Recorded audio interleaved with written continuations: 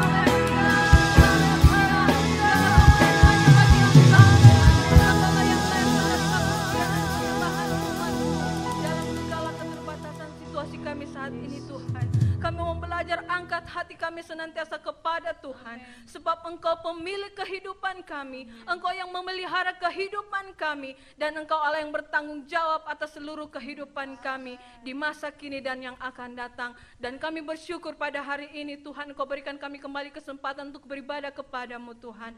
Mari Bapa lawati setiap kami Tuhan, umat-Mu dimanapun berada yang bisa menyaksikan siaran ibadah ini Tuhan. Biarlah sama-sama kami boleh merasakan kuasa ibadah itu, kuasa yang sanggup membebaskan kami, yang sanggup melepaskan kami, menyembuhkan kami. Biarlah berkat Allah senantiasa menjadi bagian setiap kami Tuhan, umat-Mu. Terima kasih banyak Bapa dalam surga, terima kasih. Biarlah nama-Mu saja yang dimuliakan, nama-Mu saja yang disenangkan. Terima kasih banyak Bapa, dan kami rindu memuji Engkau lebih lagi di dalam nama Tuhan Yesus Kristus. Yang percaya sama-sama katakan, amin. Puji Tuhan, kita mau bersuka cita dalam Tuhan. Amin saudara. Bagaimanapun situasi kita hari-hari ini, kita mau tetap berharap kepada Tuhan. Dia gunung batu kekuatan saya dan saudara. Haleluya. Amin. Haleluya. Engkau adalah Tuhan, gunung batu kami, sumber pertolongan kami. Haleluya.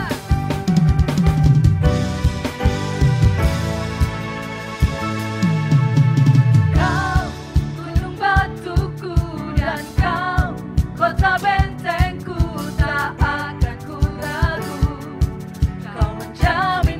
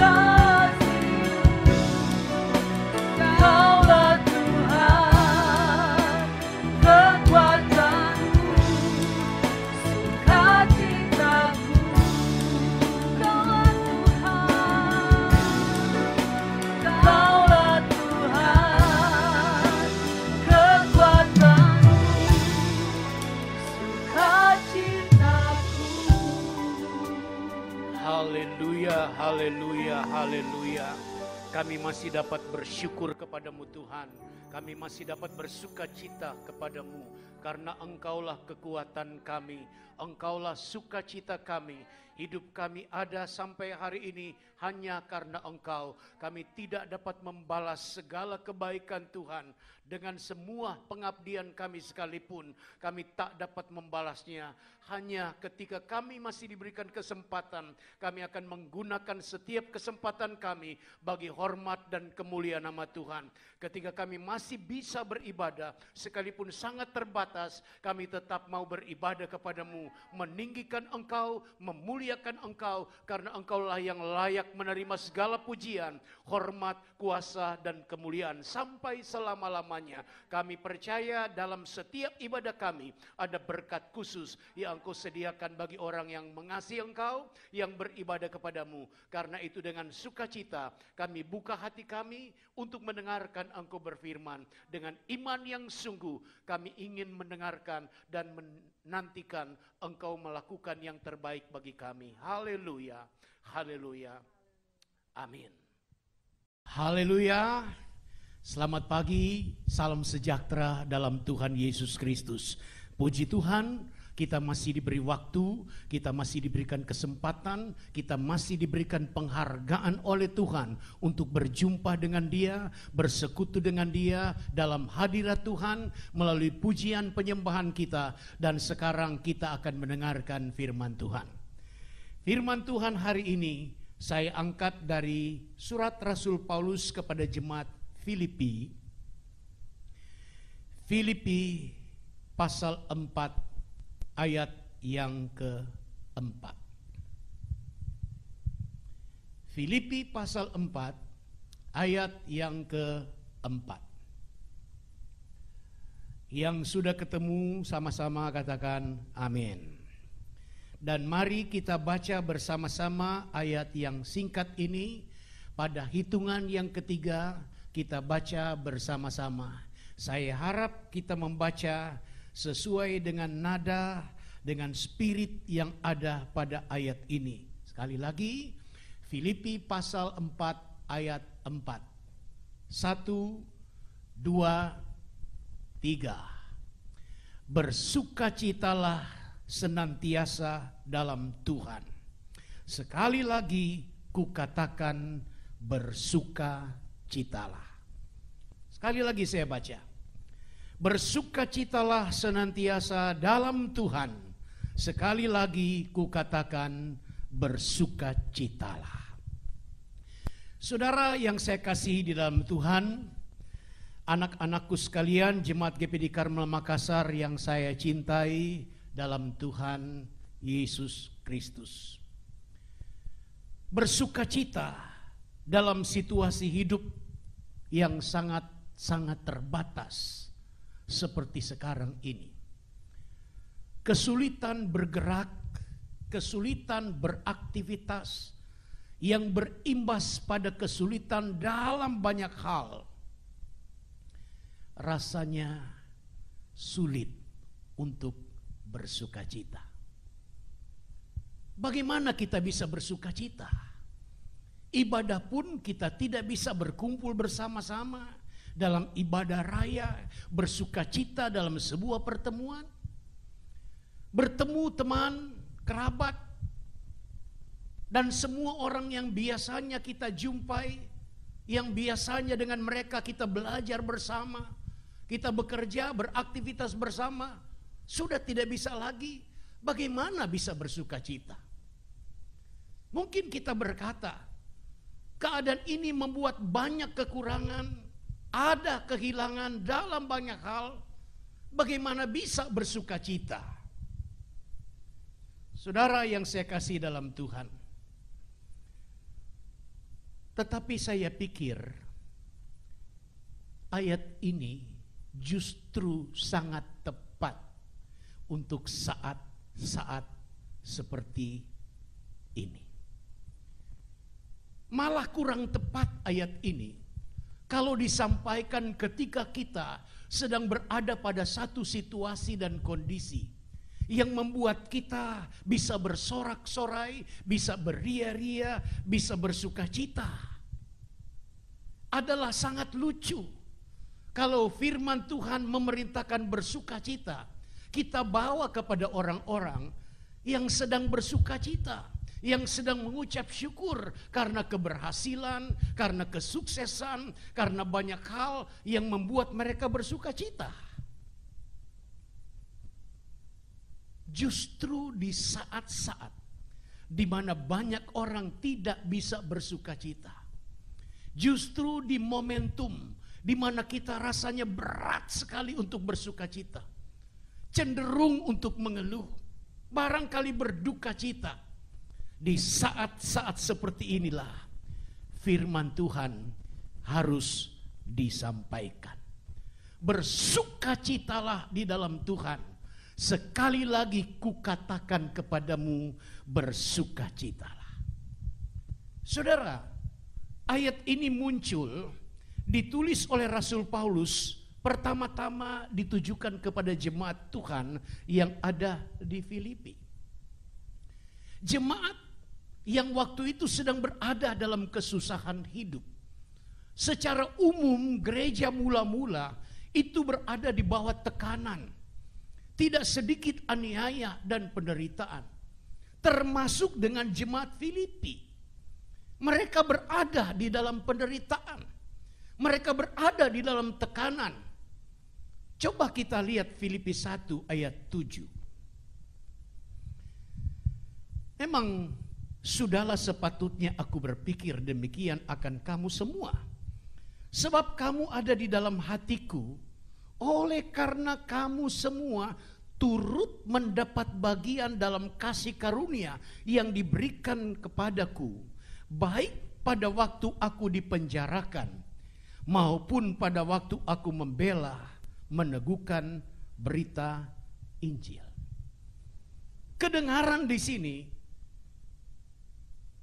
Paulus mengajak mereka untuk memperhatikan keadaannya dan bersyukur karena mereka mendapat bagian dalam karunia yang diberikan Tuhan kepada Rasul Paulus.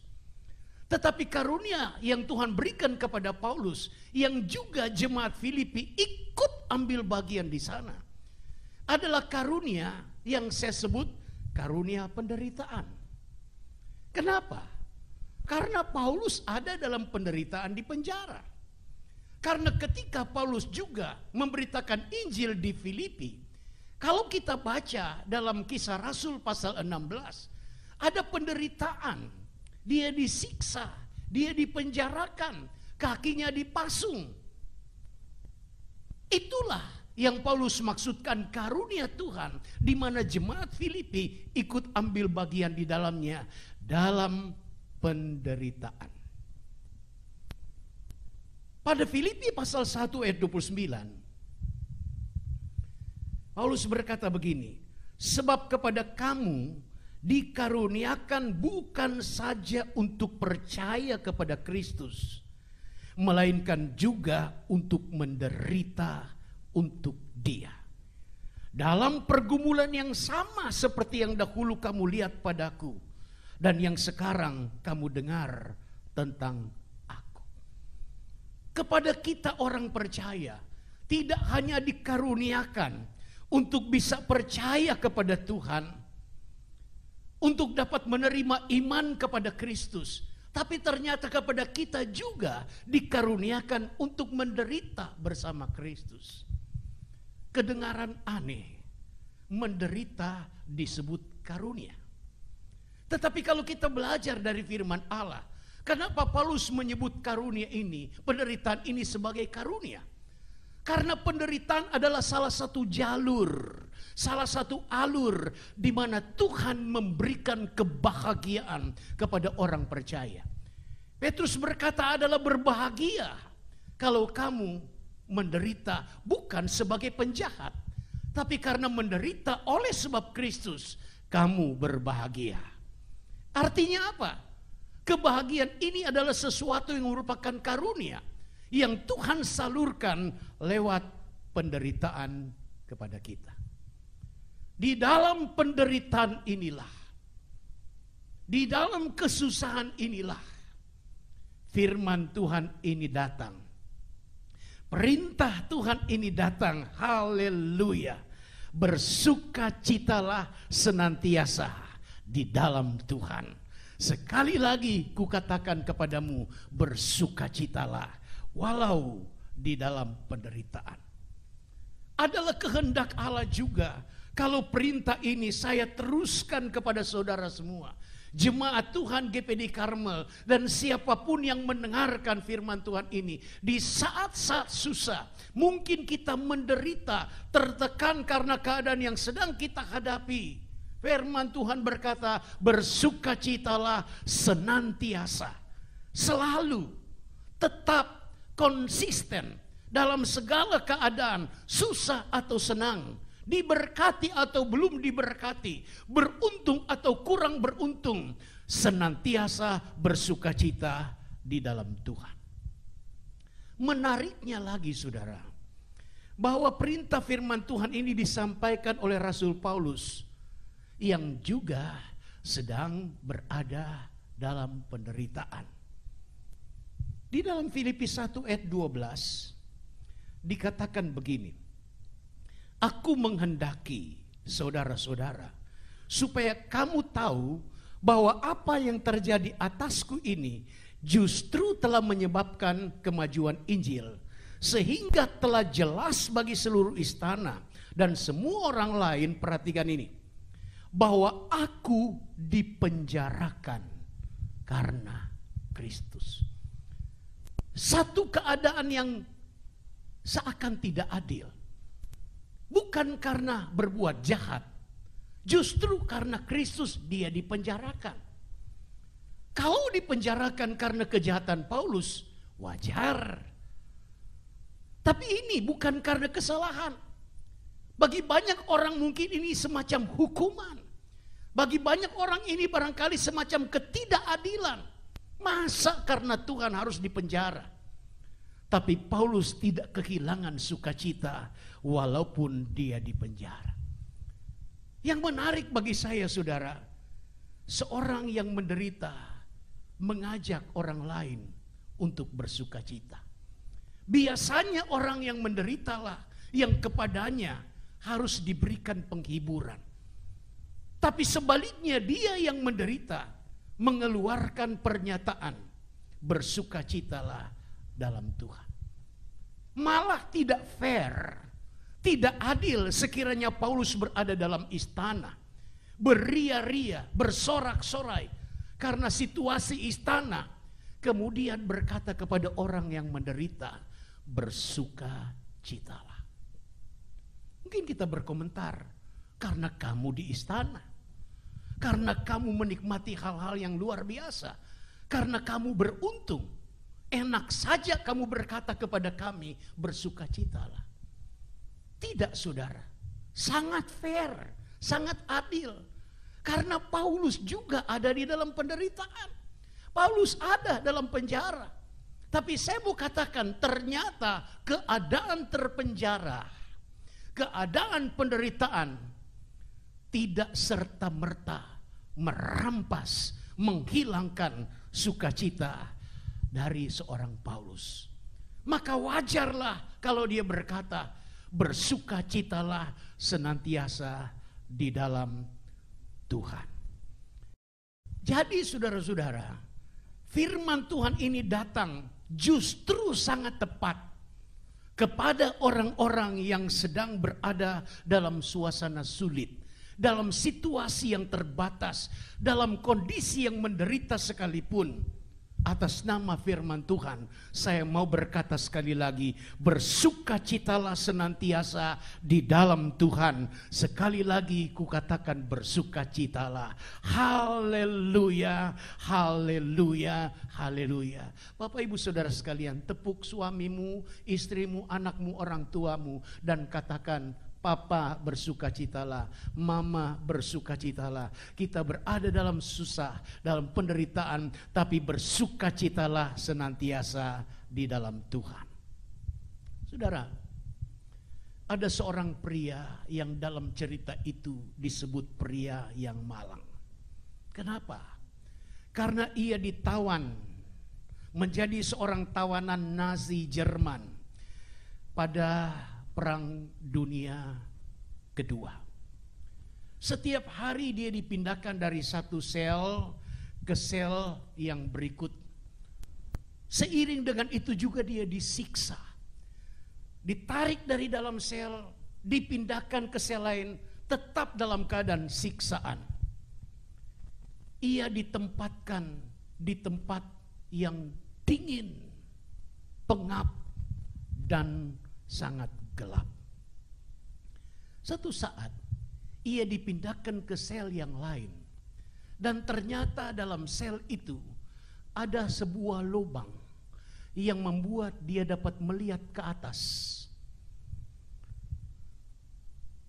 melalui suratnya kepada keluarganya. Dia memberitakan satu berita seperti ini. Saya begitu bersukacita. Melalui sebuah lubang dalam sel, saya dapat menatap indahnya langit. Saya bisa melihat sang surya. Saya dapat menyaksikan mega di siang hari. Saya dapat menikmati gemerlapnya bintang-bintang di malam hari. Pengalaman sukacitanya itu juga ia bagikan kepada temannya yang ada di sel di samping dia. Menariknya saudara, ketika temannya mendengar, bukannya temannya merasa iri kamu berada di tempat yang baik, saya menderita di sini. Justru temannya ikut bersukacita, ikut berbahagia dengan berkata, sekalipun aku tidak melihat siang dan malam, sekalipun aku tidak melihat indahnya surya dan mega, sekalipun aku tidak bisa menyaksikan tentang gemerlapnya bintang-bintang, karena tempatku ini sangat tertutup, tapi aku berbahagia, setidaknya aku mendengarkan ceritamu dan mengetahui engkau berada dalam sukacita. Saudara, sayang sekali pria itu kemudian dihukum mati dengan gas beracun bersama ratusan ribu orang tawanan pada waktu itu. Keinginannya untuk bebas, menghirup udara luas dan bebas tidak tercapai. Tetapi cerita itu menegaskan bahwa setidaknya di dalam kesulitan dan penderitaan dia telah memperoleh sukacita walaupun hanya sesaat. Kenapa saya menceritakan ini? Karena kisah ini menunjukkan kepada kita bahwa dalam saat-saat sulit sekalipun masih bisa ada sukacita. Ketika kita masih bisa melihat langit terbuka, menikmati cahaya matahari, melihat indahnya bintang-bintang. Apalagi kalau keadaan kita belum seperti orang ini yang berada dalam sel. Walaupun dalam keadaan sangat terbatas, kita masih bisa bergerak. Kita bukan orang tawanan. Bukankah ini anugerah Tuhan yang patut kita syukuri dan seharusnya kita bersukacita. Lebih menarik lagi saudara, bahwa sukacita orang ini ternyata bisa ditularkan kepada orang lain. Daripada kita menularkan penyakit menular, ketahuilah kita dapat menularkan sukacita. Kita dapat berbagi sukacita. Kita dapat membuat orang lain bersukacita. Setidaknya ketika orang lain melihat kita tersenyum. Ketika orang lain mengetahui kita berbahagia. Ketika orang lain mendengarkan kita bersukacita. Saya percaya mereka akan bersukacita. Pasti sang istri akan bersedih ketika melihat suaminya tenggelam dalam kesedihan. Lalu kemudian suami istri akan larut dalam kesedihan. Tapi ketika salah satu pihak bersukacita, setidaknya yang sedih, kesedihannya akan berkurang. Tentu orang tua akan semakin bersedih ketika melihat anak-anaknya tenggelam dalam kesedihan. Tapi ketika orang tua melihat anak-anaknya di masa sulit masih bisa bermain, masih bisa beria-ria, masih bisa bergembira, hati orang tua akan turut bersukacita karena 3 minggu lalu saya berkhotbah tentang bangkit dari kesesakan. Bertolak dari Roma pasal 12 ayat 12. Bersukacitalah dalam pengharapan, sabarlah dalam kesesakan, dan bertekunlah di dalam doa. Bersukacita dalam pengharapan karena kita punya pengharapan. Yesus adalah pengharapan kita. Dan pengharapan itu adalah jangkar yang kuat, yang dilabuhkan bukan di dasar laut, tapi dilabuhkan di balik tirai. Ada kekuatan sorgawi ketika kita menaruh pengharapan kita kepada Tuhan. Dan dari pengharapan inilah kita bersukacita. Jangan biarkan sukacita kita hilang ditelan kepanikan. Jangan biarkan kekhawatiran, ketakutan membunuh sukacita kita. Jangan izinkan kekecewaan, apalagi keputusasaan membuat kita tidak bisa bersukacita. Sebab tidak ada kekecewaan, tidak ada kecemasan, tidak ada kekhawatiran, tidak ada ketakutan terhadap satu hal yang dapat merubah hal itu. Sebaliknya akan membuat kita semakin tenggelam dalam permasalahan dan sulit keluar dari permasalahan yang membuat kita khawatir. Malah akan semakin membenamkan manusia ke dalam derita yang lebih dalam lagi. Bahkan mungkin akan membuat kita menyalahkan Tuhan dan membawa kita meninggalkan Tuhan, lalu akhirnya kita binasa. Saudara, di bagian akhir khotbah ini saya menarik perhatian kita kepada kitab Nabi Habakuk.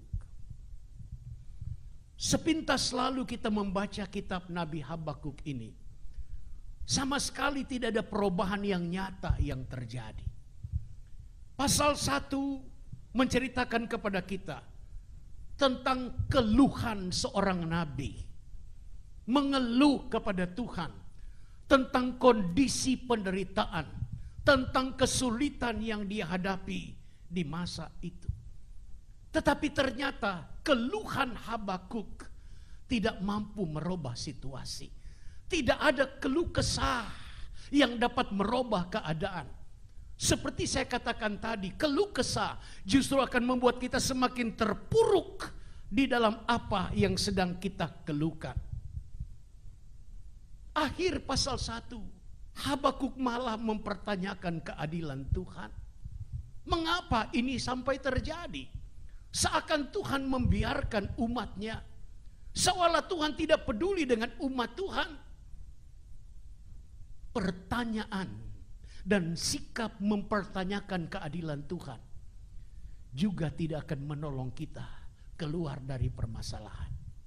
Syukur bahwa kitab Nabi Habakuk mempunyai pasal 2. Di mana di dalam pasal 2 itu diajarkan kepada kita untuk bersabar menanti-nantikan Tuhan. Pasal 2 kitab Habakuk mengajar kita untuk mengaktifasi iman kita, untuk mengangkat iman kita, untuk menghidupkan iman dan kepercayaan kita kepada Tuhan. Coba kita baca Habakuk 2 ayat 1 mulai. Aku mau berdiri di tempat pengintaianku dan berdiri tegak di menara. Aku mau meninjau dan menantikan. Perhatikan, menantikan. Perlu kesabaran untuk menantikan. Menantikan apa yang akan difirmankannya kepadaku. Sikap ini justru yang membuat Tuhan segera merespons. Ayat 2. Lalu Tuhan menjawab aku demikian. Tuliskanlah penglihatan itu. Ukirkanlah itu pada loh-loh. Supaya orang sambil lalu dapat membacanya. Sebab penglihatan itu masih menanti. Masih menanti, sekali lagi perlu kesabaran. Masih menanti saatnya. Tetapi ia bersegera menuju kesudahannya dengan tidak menipu. Apabila berlambat-lambat, nantikanlah itu. Sebab itu sesungguhnya akan datang dan tidak akan bertanggung. Menanti. Kita diminta untuk bersabar, menanti waktunya Tuhan, menanti Tuhan bertindak. Pasal 2 ini mengajarkan kepada kita untuk jangan mengeluh, tapi bersabar menantikan waktu Tuhan dan hidupkan iman kita, aktifkan iman kita. Ayat 4 berkata, sesungguhnya orang yang membusungkan dada tidak lurus hatinya. Mari kita baca bersama bagian terakhir dari ayat 4 ini. Tetapi orang benar itu akan hidup oleh percayanya. Orang benar akan hidup oleh percayanya. Orang benar akan hidup oleh imannya. Maka aktifkan iman kita. Tetap bersabar menantikan waktunya Tuhan. Dan indah sekali, walau seolah belum ada perubahan, bahkan ada cerita mengenaskan di akhir Habakuk pasal 3. Tapi Habakuk telah menemukan cara yang tepat.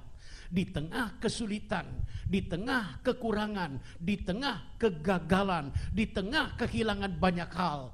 Dengarkan Habakuk pasal 3 ayat yang ke-17. Sekalipun pohon ara tidak berbunga, pohon anggur tidak berbuah, hasil pohon zaitun mengecewakan, sekalipun ladang-ladang tidak menghasilkan bahan makanan, kambing domba terhalau dari kurungan, dan tidak ada lembu sapi di dalam kandang. Namun aku akan bersorak-sorak di dalam Tuhan, beria-ria di dalam Allah yang menyelamatkan aku. Haleluya. Allah Tuhanku itu kekuatanku. Ia membuat kakiku seperti kaki rusa. Ia membiarkan aku berjejak di bukit-bukitku. Ternyata ketiadaan hasil, kehilangan harta dan usaha tidak harus membuat kehilangan sukacita. Sebaliknya sangat mungkin membuat kita hidup dalam sukacita, bisa bersorak-sorai dan beria-ria di dalam Tuhan. Kenapa? Pertama, karena Tuhan menyelamatkan. Tuhan akan menyelamatkan kita dalam situasi yang sulit ini, dalam kondisi yang sangat mengerikan. Yakinlah Tuhan juru selamat, Dia mampu menyelamatkan kita. Kedua, Tuhan itu adalah kekuatan kita. Tuhan memberikan kepada kita kekuatan. Tuhan jadi kekuatan kita. Tuhan mampu menguatkan kita melewati lembah, menaiki gunung yang tinggi, melewati segala macam hal, menghadapi badai dan gelombang. Tuhan adalah kekuatan kita. Ada gambaran yang Habakuk katakan. Dan ini yang ketiga. Kenapa kita harus bersukacita? Karena Tuhan membuat kaki kita seperti kaki rusa. Kaki rusa tidak sebesar kaki kuda. Apalagi lebih besar dari kaki gajah. Kaki rusa itu kecil, sangat ramping. Kata kecil, mendengar sesuatu yang kecil, seolah tidak punya kekuatan. Tapi kalau kita belajar dari seekor rusa, justru kaki kecilnya yang membuat dia lincah berlari dan mendaki gunung-gunung. Dan Tuhan mau membuat kita seperti kaki rusa, sekecil apapun kita. ketidakberdayaan kita, Tuhan sanggup membuat kita seperti rusa yang dengan lincahnya berlari dan berjejak di atas bukit-bukit yang Tuhan izinkan kita lalui. Mungkin masalah ini bagaikan bukit dan gunung pencobaan yang besar, tapi yakinlah Tuhan akan memberikan kekuatan kepada saya dan saudara untuk menjejak bukit-bukit ini dan kita keluar sebagai seorang pemenang. Keempat, sukacita itu adalah sebuah energi ilahi. Nehemia berkata dalam Nehemia 8 ayat 11, sukacita karena Tuhan adalah perlindungan kita. Terjemahan lama berkata, kesukaan dari Tuhan itulah kekuatan kita. Justru dengan bersukacita kita akan diperkuat. Justru dengan bersukacita kita mendapatkan perlindungan. Bersukacitalah senantiasa di dalam Tuhan. Sekali lagi kukatakan kepadamu, bersukacita. Alasan terakhir mengapa kita bersukacita, kembali dalam konteks surat Filipi. Filipi pasal yang keempat ayat 19 berkata begini. Allahku akan memenuhi segala keperluanmu menurut kekayaan dan kemuliaannya dalam Kristus Yesus. Kasih karunia Tuhan Yesus Kristus menyertai kamu. Ayat 23. Saudara, kenapa kita bersukacita? Kita punya Tuhan yang dapat memenuhi segala keperluan, semua kebutuhan kita di masa susah ini menurut kekayaan dan kemuliaannya. Artinya menurut kemampuan Tuhan, menurut kemahakuasaan Tuhan. Kita berkata kita tidak bisa, tapi Tuhan kita bisa. Kita berkata kita sudah berada dalam kesusahan, kekuatan saya sudah sangat terbatas, tapi Tuhan sanggup memberikan kepada kita segala-galanya. Dan Filipi ini ditutup dengan jaminan, kasih karunia Tuhan menyertai kamu sekalian.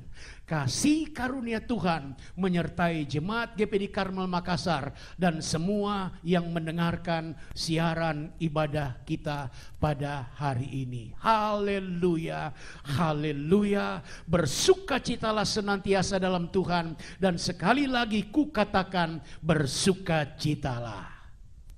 Amin.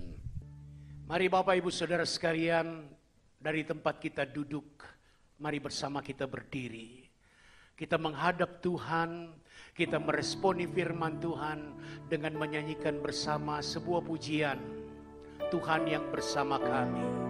Sekalipun ku berjalan dalam lembah kekelaman, Tuhan juga ada beserta kita, memberikan kekuatan kepada kita untuk kita bisa menjalani hari-hari hidup dengan sukacita senantiasa dalam Tuhan. Haleluya.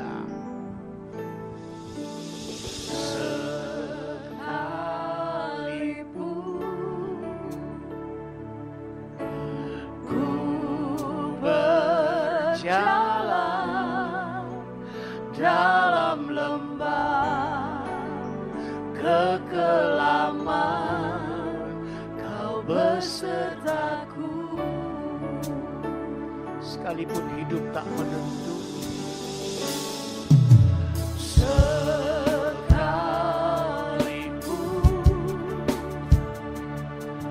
hidup tak menentu, hanya Engkau kepastian bagiku.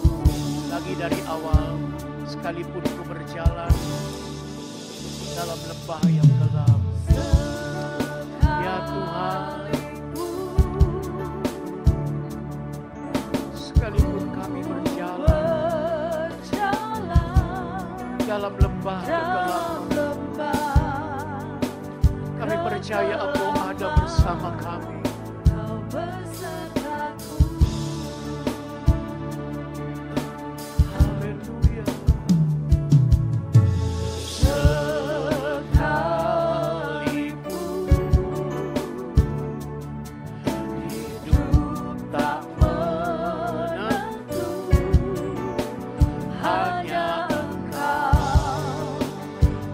Kepastian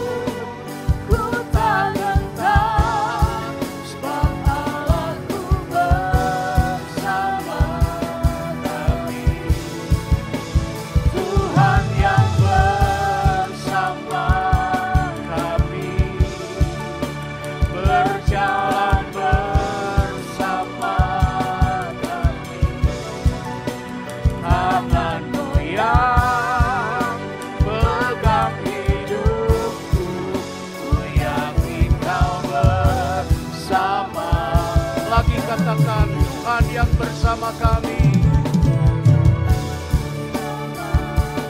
Mari kita angkat kedua tangan kita, Bapak Ibu Saudara sekalian. Dia bersama kita, berjalan bersama kita, tidak akan pernah meninggalkan kita. Tidak perlu takut, sebaliknya mari kita bersuka cita. Jangan gentar, senantiasa bersuka cita karena Dia beserta kita. Tuhan yang bersama kami, berjalan bersama kami.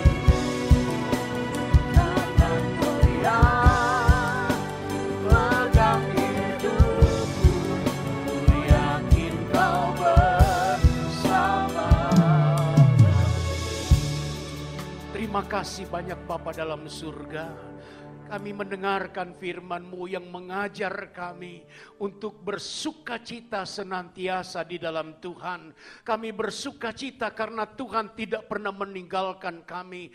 Tuhan selalu bersama kami. Di dalam lembah kekelaman sekalipun, kami tidak perlu takut, kami tidak perlu gentar. Sebaliknya kami harus bersukacita, senantiasa bersukacita. Karena tangan-Mu memegang kami, tangan-Mu tidak pernah melepaskan kami. Ketika kami jatuh sekalipun, Engkau tidak membiarkan kami tergeletak, sebab tangan-Mu mengangkat kami, menopang kami, untuk kami tetap tegak berdiri di hadapan Engkau. Terpujilah nama-Mu Tuhan. Kami berada dalam suasana hidup yang sangat sulit hari-hari ini, tapi hamba-Mu berdoa, hidupkan firman-Mu dalam hati setiap kami Tuhan, agar kami dapat melewati hari-hari ini bukan dengan keluh kesah, tidak dengan ketakutan dan kecemasan. Sebaliknya karena Tuhan kami bersukacita, sebab Tuhan menyelamatkan kami, karena Tuhan menjadi kekuatan kami,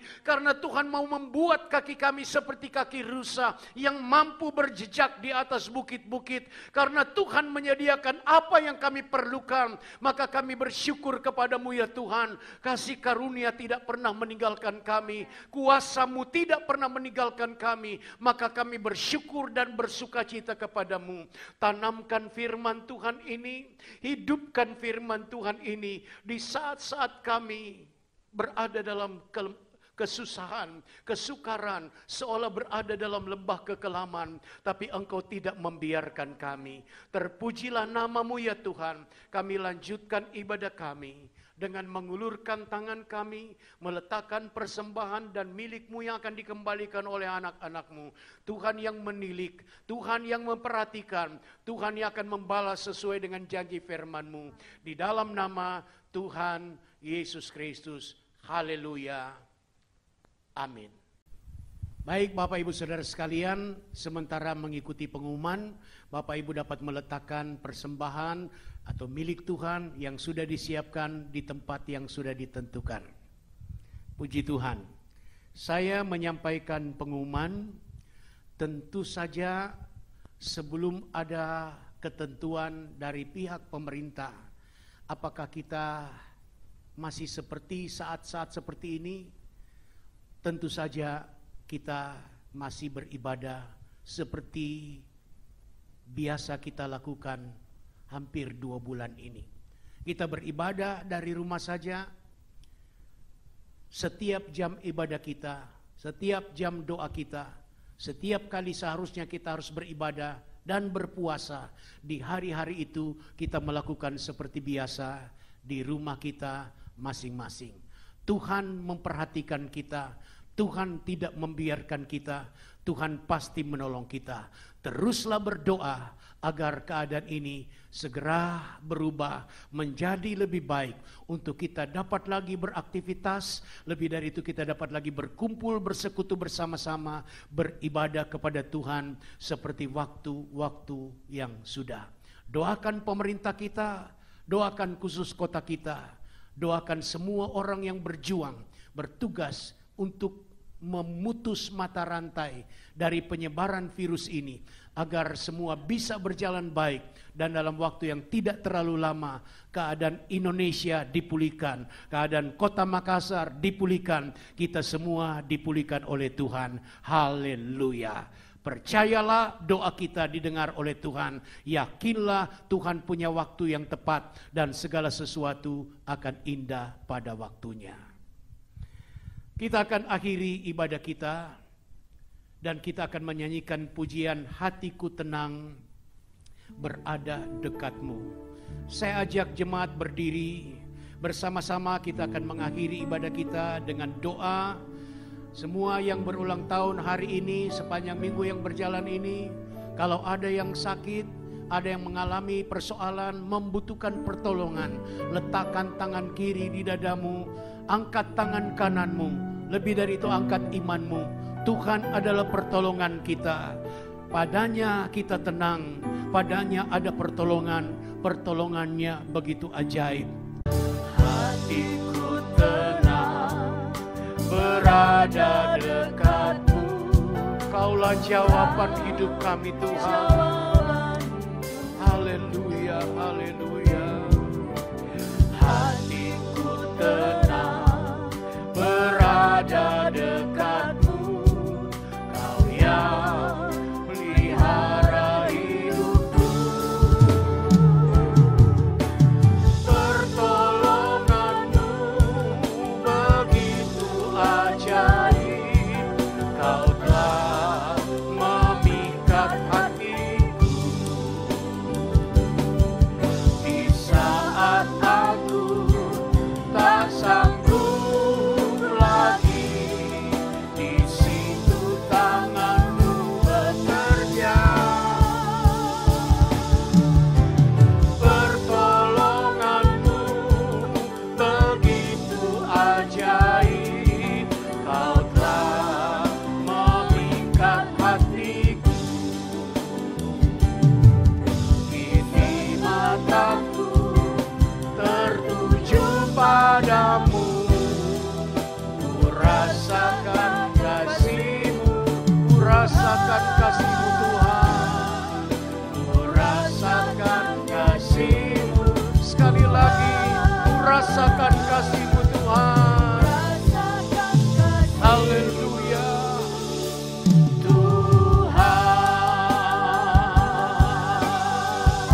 Haleluya, haleluya, haleluya. Kami bersyukur kepadamu ya Tuhan. Kami punya Tuhan yang adalah pertolongan kami. Pertolongan-Mu begitu ajaib. Ajarlah kami Tuhan untuk mata kami tertuju kepadamu. Di tengah kesulitan, kesukaran, dan kesesakan hidup sekalipun, mata kami tertuju kepadamu. Dan itu akan membuat kami bersuka cita senantiasa di dalam Tuhan. Tuhan, jangan biarkan kondisi ini akan merampas sukacita, mematikan sukacita kami. Tapi Engkau dengan firman-Mu dan Roh-Mu yang kudus, serta pertolongan-pertolongan yang Kau berikan, menghidupkan kami, membangkitkan iman kami, membangkitkan sukacita kami, untuk kami tetap hidup dalam sukacita, senantiasa bersukacita di dalam Tuhan, karena Engkaulah penolong kami, Engkaulah yang dapat menyelamatkan kami, Engkaulah kekuatan kami, Engkau yang memenuhi segala keperluan kami dan kebutuhan hidup kami menurut kekayaan dan kemuliaan nama-Mu. Terpujilah nama-Mu Tuhan. Di tengah-tengah keberkatan ibadah ini, kami doakan semua jemaat yang sakit atau keluarga kami yang sakit, terutama yang terindikasi ada penyakit karena virus corona ini. Kami bersehati dan bersepakat berdoa dalam nama Yesus, dan oleh kuasa bilur-bilur Yesus, semua penyakit dilalukan, jemaat disembuhkan. Kami sehat untuk menjadi jemaat yang sehat dan kuat, penuh berkat dan menjadi berkat bagi hormat dan kemuliaan nama Tuhan. Berkati kekasih-kekasih kami yang berulang tahun, baik hari ini maupun minggu yang berjalan ini. Berkatilah dengan berkat spesial untuk menghiasi hari-hari di tahun yang baru dalam usia mereka dengan berkat kemurahan Tuhan. Terima kasih Bapa, terpujilah nama-Mu. Doa kami untuk bangsa kami, doa kami untuk kota kami, doa kami untuk pemerintah kami, doa kami untuk para petugas-petugas yang berjuang baik di garis depan maupun maupun pemerintah yang berusaha dengan segala kebijakan mereka untuk menghentikan penyebaran virus corona ini. Dalam nama Yesus, berikan mereka kekuatan, kemampuan, dan kesehatan untuk menjalankan tugas mereka sebaik-baiknya. Tuhan, sadarkan kami seluruh warga Indonesia, lebih khusus warga Makassar ini, untuk ikut bertanggung jawab bersama-sama agar penyebaran virus ini akan segera berakhir dan berhenti. Bukan hanya karena ada upaya kami, tapi doa kami didengar oleh Tuhan, dan Tuhan bekerja secara luar biasa.